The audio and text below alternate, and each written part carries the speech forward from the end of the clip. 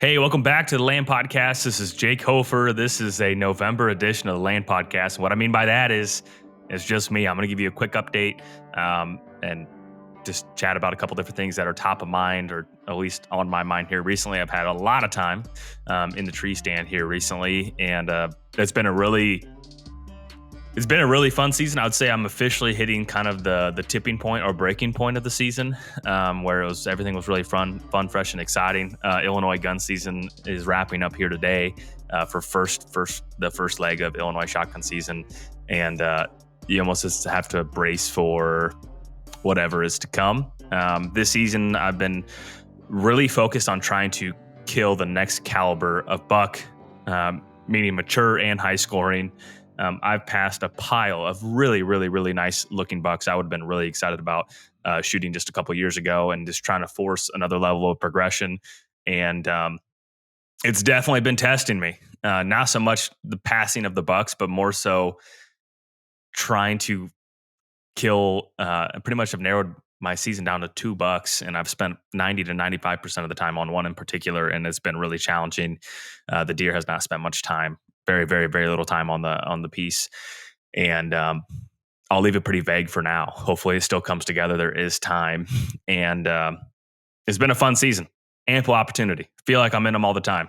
I passed a pile of really, really solid deer, and the other buck I've spent literally about 5% of my season on. I've passed 2 mature bucks out of the 3 times I've been in there to try to kill him, but I haven't seen him. So that's the Illinois deer season. It seems like a lot of folks have been kind of, I don't know, it just seems like it's been a little awkward of a year for a lot of friends and folks that I've stayed in touch with here in Illinois. Obviously, there's big deer that get shot every single year, but it seems like it's just been a little bit strange, and I can't really tell you why or what that is. But we actually have a really good cold front rolling in here during that Thanksgiving week, and the plan will be to keep at it here. So, real quick, as you know, the Land Podcast is brought to you by Onyx, and also Moultrie is just kicked off their Black Friday savings. So, the Cliff Notes version of that is they have some really strong savings on basically all their different cameras. The majority of the cameras I'm running right now are the Moultrie Edge 2 Pros. I've had really good success with those. I will say some seem to have a much longer battery life than others. That could be a variety of different variables. For instance, I have one camera I put up here behind my house in the summer. I think it was in early July. No battery tray is in it, and just on a little solar panel. And that camera has sent pictures here just a couple minutes ago. Another camera I put up in August with the rechargeable battery pack. That camera has been on 24-hour upload really all the way until about a week or two ago, and that camera's still sending pictures, no problem. So for the money, I think you can get the Edge 2 Pro for $69.99, which is $50 off. Pretty darn good camera at that price. And so I just want to talk about a few different things that are top of mind. I think one of them, we've had a lot of really successful guests on the Land Podcast. We've had people that have strong incomes, or maybe they're a little bit older, and I've gotten a lot of emails and messages about the Land Podcast and how impactful it's been, for everyone wherever they're at in their journey, and I'm really grateful for that. And one theme that I've kind of picked up here recently is it seems like the land is out of touch for people who haven't bought it quite yet. And I'm just going to give a couple words of encouragement. I really feel that if you just stay focused, you keep saving up some money. You just keep saving up some money. You keep studying the market. And when you feel like you're ready, set yourself somewhat of a deadline. I'm not saying buy a farm you don't like, but set yourself a timeline and say, if I can get these 6 things are really important to me, and if I can find a farm that has 4 of them, I'm probably going to pull the trigger on it and buy it, because you're going to start learning, you're going to start enjoying it, and you're not married to the farm forever. If you end up wanting to be closer to home, or you find something better, or you hear of a different deal that might be coming down the pipeline, you can always sell it. And I think that inaction is just as impactful in your land journey as taking action on maybe a slightly miscalculated purchase. And more times than not, it usually works out, or you find enjoyment through that. So that's one thing. For the folks that have not bought a piece of ground, keep at it, keep stacking up cash. I would imagine there'll be more inventory coming here soon. and interest rates have gone down quite a bit. If you haven't reached out to your lender, or you don't have a lender, give Sean Ryan at Buckland Funding a call and kind of just have a conversation. I mean, that's their job, is there to be a resource to you and to say, hey, where are interest rates at? Hey, where do I need to be? Hey, if we just do a dry run and I put together a personal financial statement and I send it over to you and we just chat about maybe what my budget is, it might shock you. And so I think just taking that first step will give you a checkpoint of where you're really at in your process.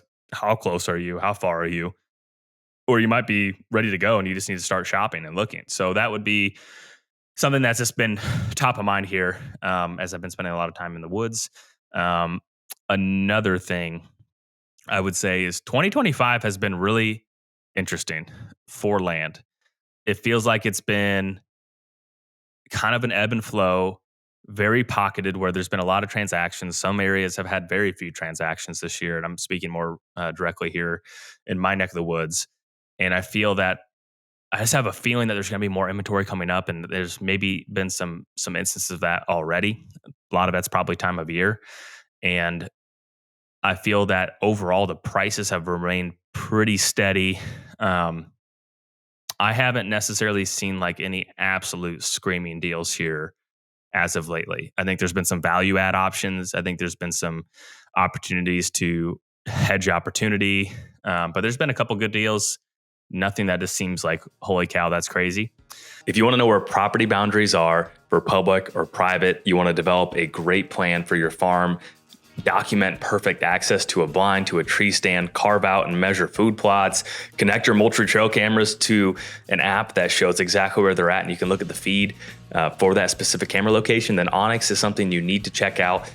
It is the only mapping software I use when it comes to deer hunting. I've tried other pieces of software, different apps, and I always go back to Onyx because I think it is the most comprehensive, easy to use, and robust mapping software there is when it comes to hunting and land ownership. You want to send a pen to a friend, boom, send it to them right to text, opens it up. Maybe you have notes, maybe you have pictures on that pin, transfers all of it. You want to send a whole entire folder of a plan that you mocked up, you can do that on Onyx. So be sure to check out Onyx. They are a huge supporter of the Land Podcast. They allow us to travel around and talk to some folks that can give you really good insight and good information no matter where you're at in your process of buying land. Buckland Funding. If you don't know who they are and you're looking to buy a piece of ground, I encourage you to reach out to them. They're chartered in multiple states across the Midwest, and they understand recreational land. I've said it a million times here on the podcast. The most important piece of buying your first piece of ground is finding a partner, finding a bank that understands what you're trying to do,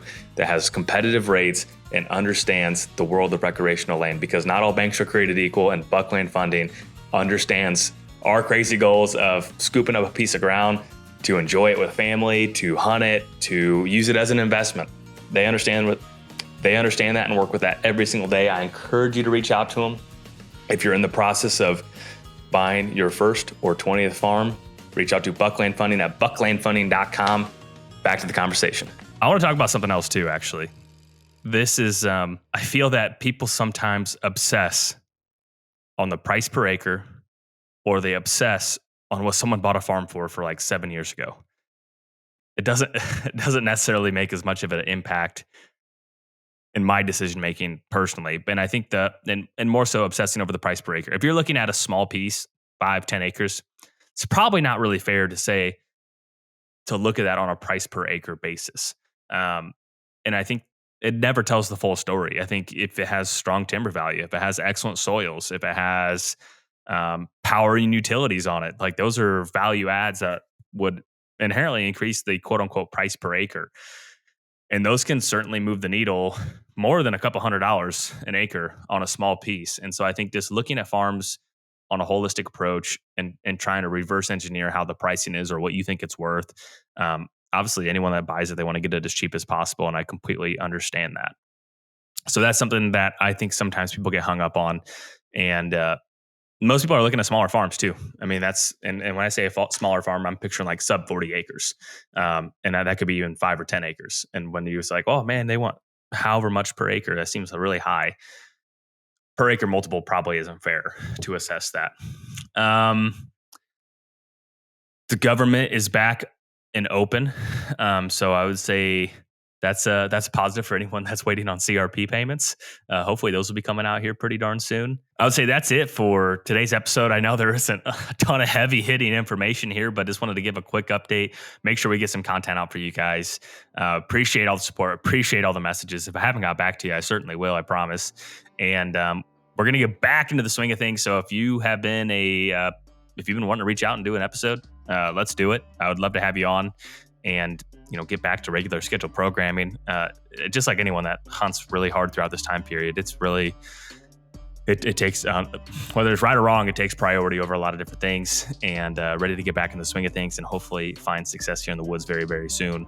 Otherwise, it'll become the late season waiting game, which is okay if we need to get to that point. But appreciate all of you. Good luck out in the tree stand. Good luck out hunting. And if you want to hop on the Land Podcast, I would absolutely love to have you on here. I'll have some more office time and I'll put some more thought into some timely conversations for everyone. So that is it. We'll see you next time. Have a good week.